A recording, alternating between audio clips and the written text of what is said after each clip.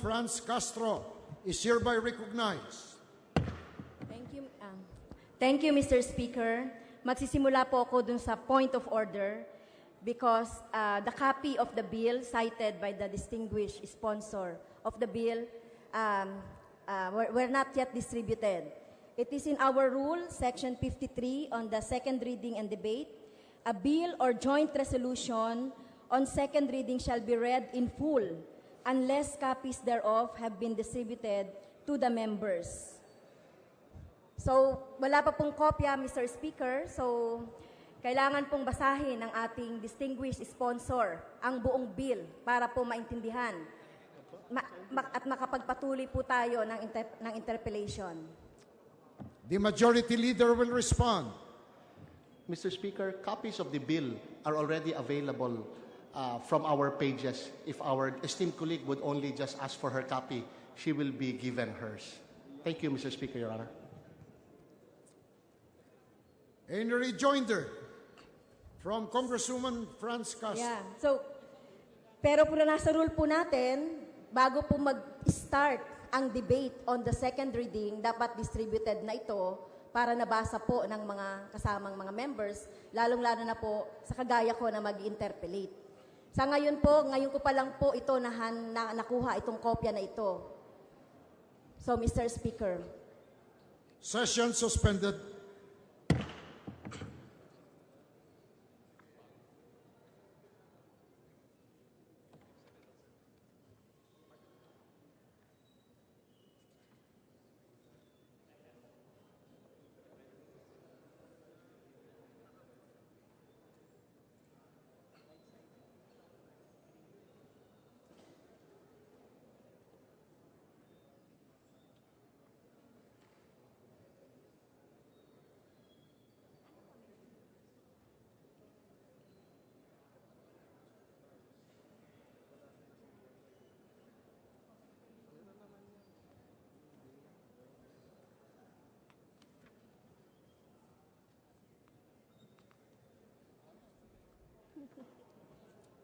Session resumed. Majority Leader. Mr. Speaker, upon consultation with our colleagues, the pages are now distributing to them the copies of the particular measure. I hope that satisfies the requirement of our colleagues, Mr. Speaker. Thank you, Mr. Speaker. So, that satisfied my request. In view my of the point of order. manifestation of Congresswoman Franz Castro, then the House is deemed to have complied to the satisfaction of the gentle lady of the requirements of the rule. Majority Leader. Again, Mr. Speaker, we move for the recognition of our honorable colleague, Honorable Castro, for her interpellation. Congresswoman Castro is hereby recognized. Thank you, Mr. Speaker.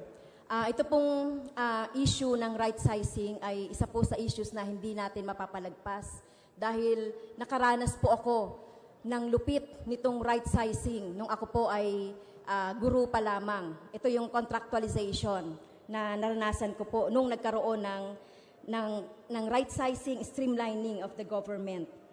So, would the distinguished sponsor would yield to some questions? The gentle lady from Act Party List, yes, we will yield to you some interpellation.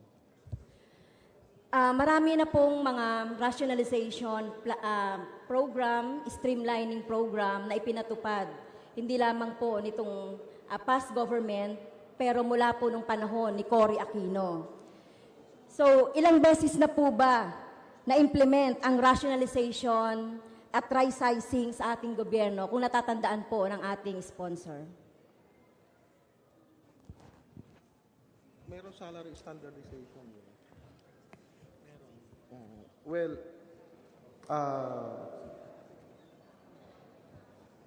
Madam, Mr. Speaker,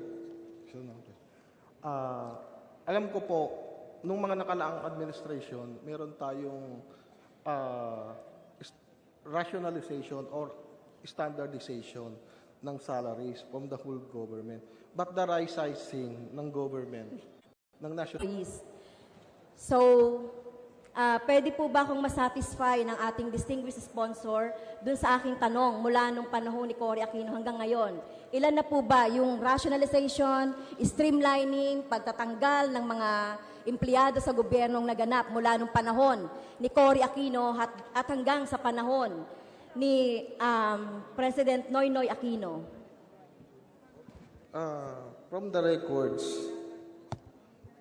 from the Aquino administration on 1986, there are past reorganization effort. In 1986, there is Executive Order Number 5 dated March 12, 1986. Ramos Administration, 1995. MO Number 27 dated August 13, 1992. From the Arroyo Administration, EO number 366 dated October 4, 2004. At dun pong idagdag ko lang, dun po sa bill na 5707, hindi po kasama ang, kung sinasabi nyo, dahil biktima kayo na sa past administration natanggal, dito po sa bill na to, hindi kasama ang mga teaching and teaching related, ang medical at allied medical at military and uniform personnel. So, wala po tayong peer bilang isang, tulad nyo, isang guro, nakasama po doon sa mga ira-right-size na agencies ng gobyerno. Hindi, tama po yan. Itong bill na nyo, ito pong bill na sinasite po ninyo sa ngayon, nakalagay dito, hindi po kasama ang mga teachers, military, at iba pa po. Ito po ay sinasite ko, yung experience ko po noong panahon ng Cory Aquino government. Okay, sa sinabi niyo po na panahon ng administration na nagkaroon ng mga programa ng right-sizing or streamlining sa government, halos lahat ng gobyerno o halos lahat ng administrasyon ay nagpatupad ng rationalization plan. Di po ba, distinguished sponsor?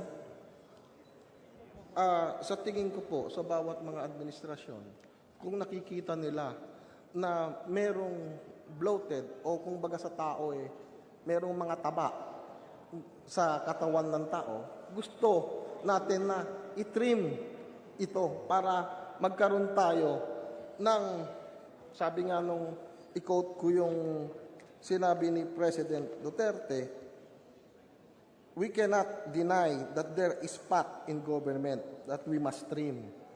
The government bureaucracy must be lean, clean, and nimble to address the people's urgent need. So, base doon sa sinabi ng ating Pangulo, kailangan nating magkaroon ng mas efficient na gobyerno. At isa dito ay pagtanggal ng mga tinatawag nating PATs kung ikumpara natin sa tao. Thank you, distinguished sponsor. Mr. Speaker, ang tanong ko lang po ay naniniwala ba siya or may base sa binasa niya na pagpapatupad ng streamlining or rationalization, almost all governments implemented yung tinatawag nating rationalization or streamlining sa government. Sige, okay na po yon. Mula po noong 2004 hanggang 2012, ilan na po ba ang natanggal sa gobyerno? Meron po ba tayong data ng mga regular positions na natanggal sa gobyerno? Na nagresulta nung sinasabi niyong pagtatanggal ng fat or ng fat dun sa ating bureaucracy? Yung result po ng rationalization pursuant to EO number 366, yung na-retired o na-separate from service, ang affected po ay 22,694 na nagkaroon ng payment sa mga incentive na 5.066 billion Pero gusto ko rin po sanang i-point o ilinaw na itong bill po natin ay hindi actually forced retirement or forced separation. No? Meron pong mga program ang gobyerno na i-implement. Magkakaroon muna ng study, then doon sa study na yon, hindi po naman natin ipipilit na mag-retire o ma-separate sila at magkakaroon din ng program na ano tawag? Magkakaroon ng pooling ng mga mawawala na pag nagkaroon ng right-sizing o na downsize yung agency, magkakaroon ng manpower pool. Pagkatapos, itong mga nandun sa pool, ang civil service, they will retool them.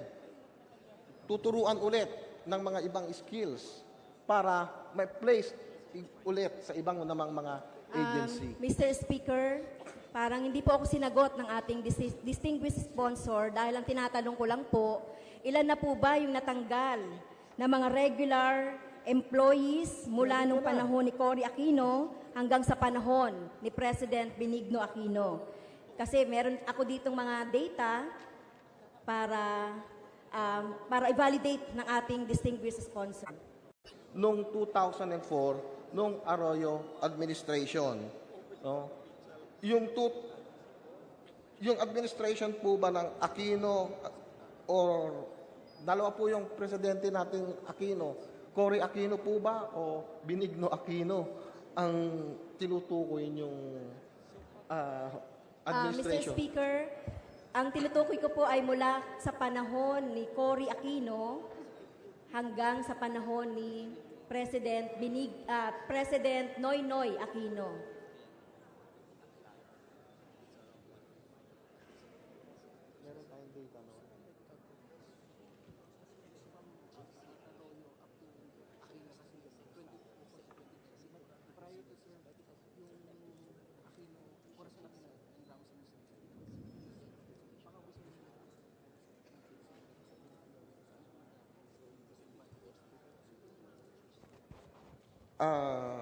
Kapag upanhin nyo po na wala po kaming data nung 1986 pa, nung Presidente Cory Aquino pa, ang meron lang po kami, ang inabot ay nung Arroyo administration. Pwede po sanang malaman para kung ano yung pwede nyo sabihin sa amin, yung data na nakuha nyo para ma-validate din namin later. Mr. Speaker, meron po tayong data dito na nakuha natin mula doon sa civil service at sa iba't ibang departments. More than 150,000 na mga regular positions ang natanggal sa resulta nitong streamlining o yung sinasabi nating pagtatanggal ng mga empleyado sa ating gobyerno. So ito pong 150,000 na ito, pinalitan po ito ng mga job order and contract of service. Halimbawa po sa Department of Education, marami po dito, halimbawa yung mga drivers, ang mga janitors, at iba pa pong mga utility worker ay ginawang mga contract of service. At sa lahat po ng mga agency, yung mga ganitong trabaho po ay contract of service or job order na. So ilan po yung mga job orders and contract of service na nasa gobyerno sa ngayon?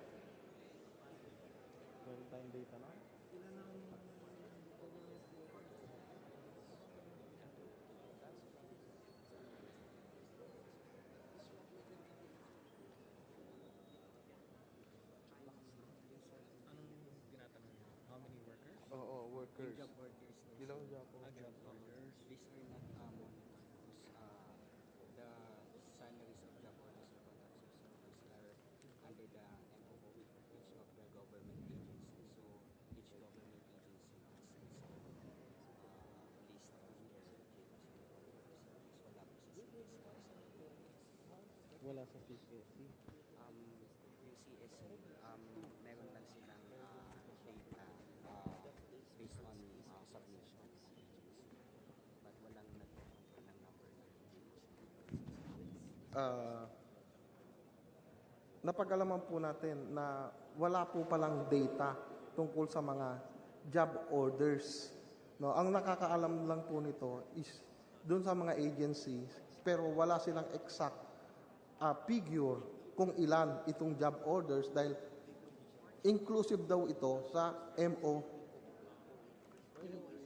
MOOE ng bawat agency. So, hindi po nila mabibilang o matratrack down kung ilan unless nagbigay lang ng report o after na nagsubmit ng report. So, wala silang monitoring, ika nga, kung ilan itong job orders po na ito. Mr. Speaker, ang ating pong data ay kung ang gusto niyo pong tukuyin o magsentro lang po tayo mula nung 2016 or mid-2016, meron po tayong humigit kumulang na 600,000 personnel under the job order and the contract of service.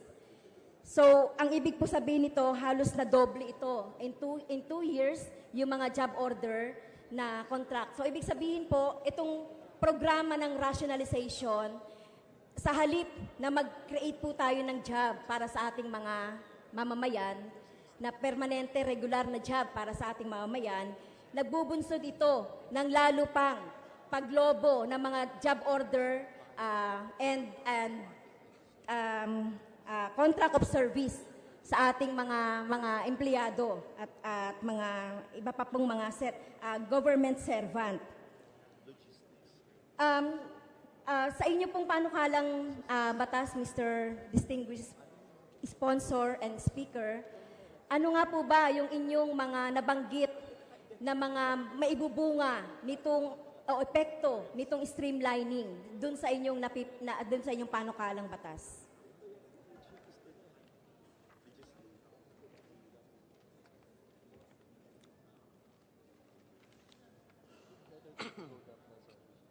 Hindi pa, mamaya na yan.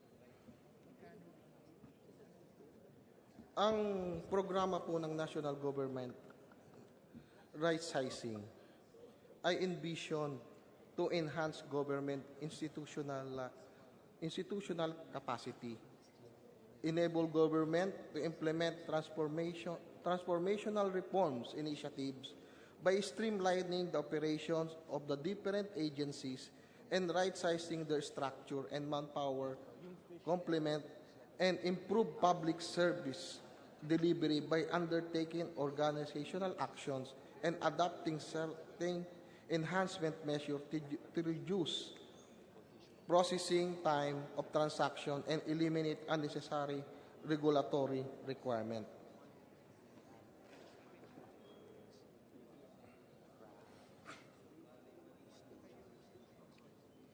Mr. Speaker, the proposal is still earlier the sponsor cite fat bureaucracy, even after the never-ending reorganization in the past 30 years.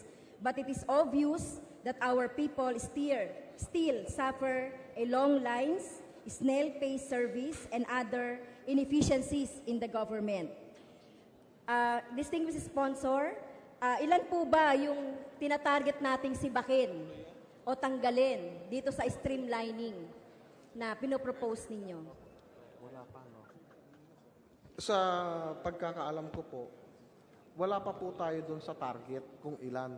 Magkakaroon pa lang po muna ng study, then yung commission, bubuo ng commission, at irirekomenda nung commission sa Pangulo kung ano ang mga ira-right size ng mga government agencies.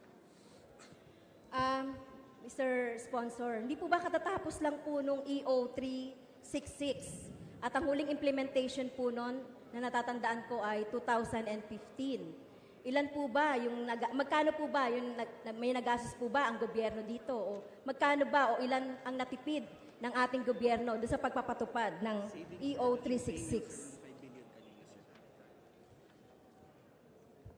Yung rightsizing, yung EO number 366 noong 2004, nagkaroon ng savings ang gobyerno ng 4.247 billion, at yung sinabi ko rin kanina, nagkaroon ng payment ang gobyerno ng 5.66 billion as separation incentives.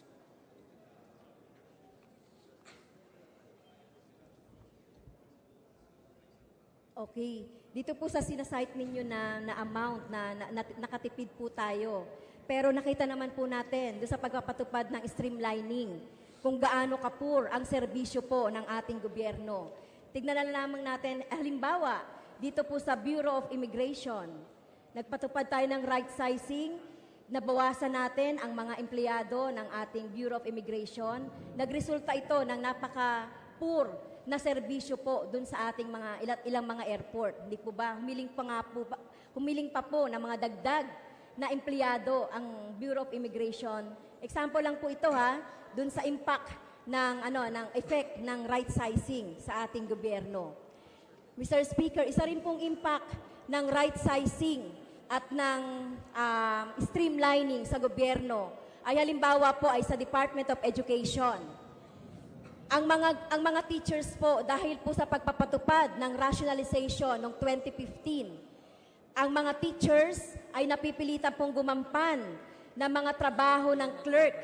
Ang mga teacher ay napipilitan minsan gumampan ng trabaho ng mga gwardya, ng mga janitor, dahil po doon sa tinatawag nating streamlining. Sa recent na 2015 rationalization po na ipinatupad ng Department of Education, Mr. Speaker, marami pong mga clerical works ngayon na burden ng ating mga kaguruan. So yan po, Mr. Speaker, Mr. Sponsor, tama po kayo na hindi saklaw ang mga guro, ang mga militar. Pero dahil po sa rightsizing at streamlining, yung trabaho po... Well, katulad nga po ng sinabi ko, inuulit ko lang, hindi po kasama ang teachers o yung agencies ng gobyerno na may katulad po ng DEX hindi kasama. Sir? Ang DEX hindi kasama. Sir, schools hindi po kasama. Okay. So yung mga schools daw hindi kasama sa pag-i-implement ng bill na to, at ang pag-aaral naman po ay gagawin ng Committee on Rightsizing. Na ang committee po na ito ay kung mamarapatin yung ibibigay ko lang yung composition,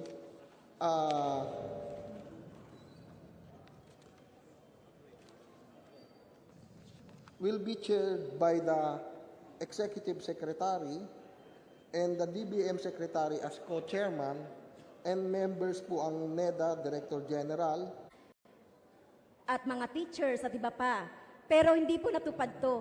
Nagtanggal din po ng mga non-teaching personnel sa mga eskwelahan. Kaya po ako po ay natatakot na kung mapapatupad itong proposal na bill, ito pong rightsizing na ito, ay mangyayari na naman yung mga pagtatanggal dun sa ating mga non-teaching personnel na nagresulta po ng paghihirap ng mga kaguruan sa field. So hindi po ako naniniwala, Mr. Speaker, sa sinabi ng ating sponsor na ito ay hindi gagalawin ng mga schools. Paano po natin matitiyak? Ano po yung ating mekanismo pagtitiyak na ito ay hindi mangyayari ulit?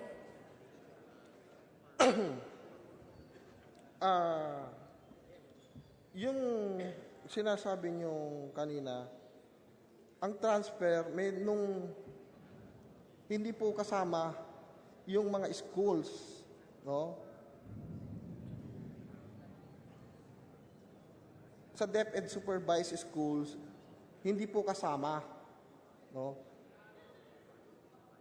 At yung sa EO number 366, it says here na transfer the CSC of 974 affected employees who did not opt to retire or be separated to agencies needing additional fix. At gusto ko rin pong ipaalam, doon sa bill po natin, meron tayong oversight function, no, na pwede nating meron ding oversight committee na nakalagay dito. Isa po itong safeguard para kung meron kayong agam-agam, pwede nating merong power ang House, ang joint congressional oversight. Meron pong manggagaling sa Senate at meron ding manggagaling sa South. So, meron po tayong safeguard para kung ano man yung agam-agam nyo. Sa matatanggal po na mga empleyado ng ating gobyerno, meron po bang sinasite sa ating proposal, Mr. Speaker, distinguished sponsor, kaugnay ng mga benefits o yung mga retirement benefits? Paano po ba yung procedure ng pagtatanggal o pag-i-streamline dito sa proposal na ito, distinguished sponsor?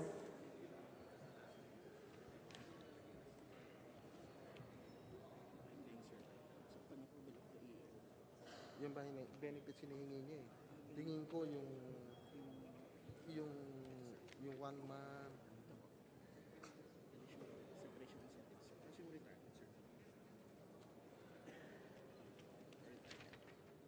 Bukod doon sa retirement. Ano? Bukod po doon sa retirement, if they opt to retire, meron pong mga separation benefits o incentive.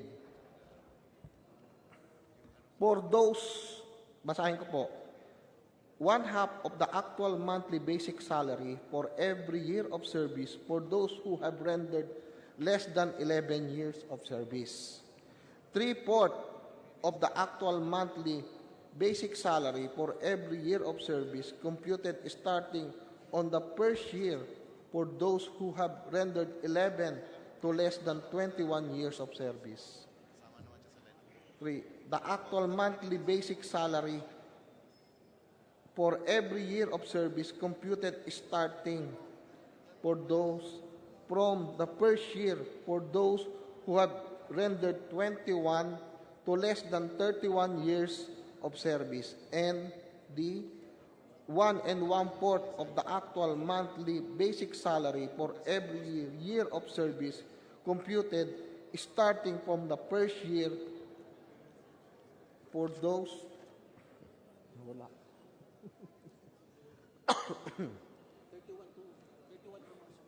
for those of 31 or more years of service. So, above po ito doon sa makukuha nilang retirement. Additional incentive po ito na ibibigay ng national government natin sa mga mag-o-opt na mag-retire. Mr. Speaker. Ganyan din po naman yung ginawa doon sa EO 366. Mr. Sponsor, kasama po ba dito yung, covered po ba dito halimbawa yung early retirement dito sa EO 366? Ay, dito sa ating proposal, kasama po ba dito yung, for example, mag-opt for early retirement?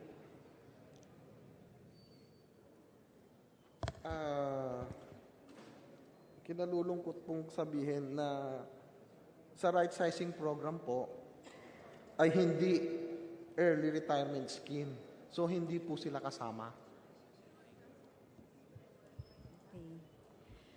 So, yun lang po, distinguished sponsor at Mr. Speaker. Ito lang po yung last words ko po. Instead of terminating the services of thousands working in the public offices, what is vital for the administration now is to improve the delivery of the government services by adequately funding its programs, filling up vacancies, and creating more plantilla positions. The government should also give tenure to non-regular employees, including those qualified among JOs and contract of service workers, and provide for their benefits. The national government agency should not be undertaken considering its consequent violation of the rights of the government employees, and determinant to the public service. So ito lang po, Mr. Speaker, and thank you, distinguished sponsor. Majority Leader. Mr. Speaker, with no other member who wishes to interpolate, I move that we close the period of sponsorship and debate. Any objection? There being none, motion is approved. Mr. Speaker, I move that we open the period of amendments. Any objection? There being none, the motion is approved. Mr. Speaker, with no individual or committee amendments, I move that we close the period of